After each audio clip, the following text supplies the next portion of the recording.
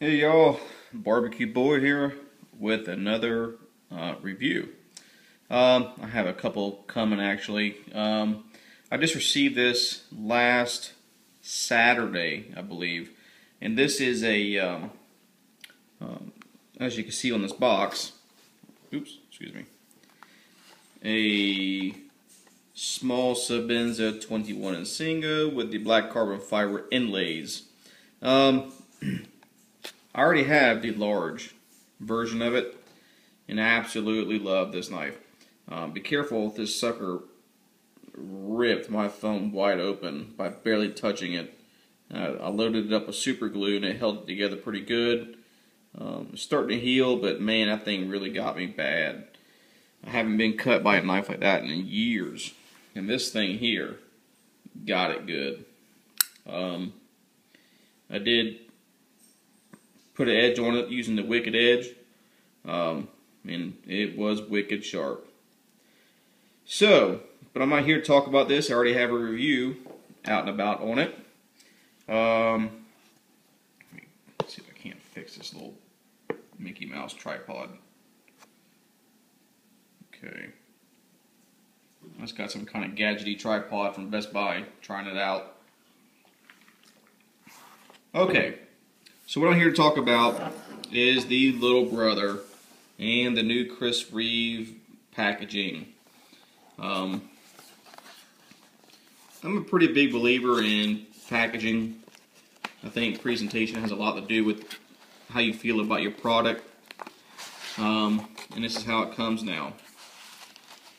If you have the, I believe the Amazon and maybe the Sabenza 25, they put some Loctite in here as well, but they give you the lube and the wrench. So, I've already opened this, of course. Let's put that there, and they give you your basic stuff. And it gives you a little blurb about the carbon fiber inlays, saying how these are things, they're not perfect, and that there's no defects. It's just the material that's being used could have some blemishes in it. Well, mine does have a blemish, and I'll get to that. Yada, yada, yada. You've seen it. Birth card. Sticker. Cloth. Sheath. I love their sheaths, by the way. I have some heavily used small Sabenzas that ride in the sheath only, and man, they just really start to form to the knife. I love the wear that shows on the outside, and they just feel so nice and supple. And I don't know why more sheath makers just can't make a simple pouch like this.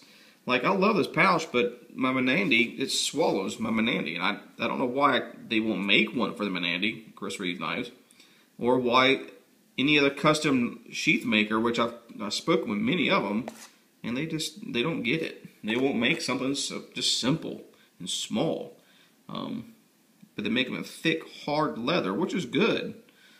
But that's not what I want for my Menandy, or Menandy, however you want to pronounce it. So let's get to the knife. Here she is.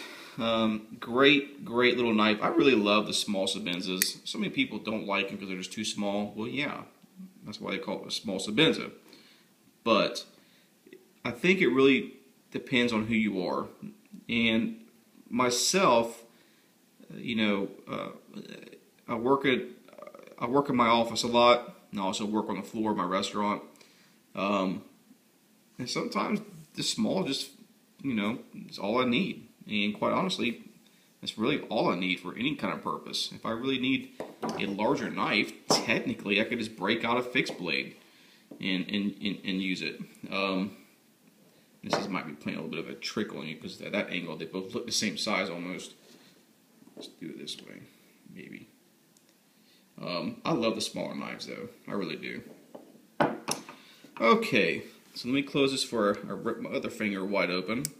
And of course, with this knife, other than the blim that I have, it's perfect. Fit and finish. It actually is slightly off-centered, I believe. which is very rare. Of all the Sabenzas and Chris Reeve knives I've had, I've never had one off-center, but it's very, very, very minute, but it's just enough to irk me. I can get it back centered myself, but when then I saw the other blim, I'm like, okay, it's off-centered, it has this blim, I'm kind of aggravated. So I'm going to give the dealer a call and maybe send it back in for a replacement, and I don't even know if I'll be able to pick this up. In person, it's pretty ugly. But here, in the carbon fiber inlay, golly, I can't see that at all in the video. It's a nasty scratch. Nope, I'm not picking up at all. Oop, what's that? Right. And then it's white. And I don't care if my knives have scratches or mars or rubs or whatever, because I use my knives and I don't care. But I want to do it. I don't want to spend $520 on a knife and then it come like someone had dropped it or whatnot, or if it's just imperfection that Chris Reeve, that note had mentioned. Man, I can't even see it in my own light. Barely in. Yeah, there it is. Well, regardless. Jeez. Would I buy this knife again in a heartbeat? Like I said before, I have the only other Insingo that I have besides this large version is a very rare, only 5 have been made, small wood inlay Insingo. And that thing has been sitting in my safe for about 1.5 years now. And, about a year. And, I've been so tempted to use it, but I just won't. So I got this. You know, I have some other small Sabenzas, small micarta. You know, it's okay. It's a micarta. It's basic, and that's great for what it is. I'll throw it in my pocket. I don't care what happens to it. But this one here, being that it's polished, this is going to need a little bit more TLC, but I just don't know if I'm really too hung up on trying to baby it. That's why the scratch, I'm kind of torn on the scratch, whether or not I just screw it, go with it, use it, have fun, or send it back and get a new one. And kind of aggravates me actually that I can't see the scratch in this light. Maybe it miraculously kind of disappeared. It buffed itself out in the package. But guys, if you have the chance to pick this knife up, I really would. It looks incredible, and I love how they just kept the blade stone washed and not polished, or hand ground look if you want to call it. So not a whole lot can be said that already has not been said, especially in my other video with the large version, but I just want to show it off. Alright y'all, got some more coming. Ciao.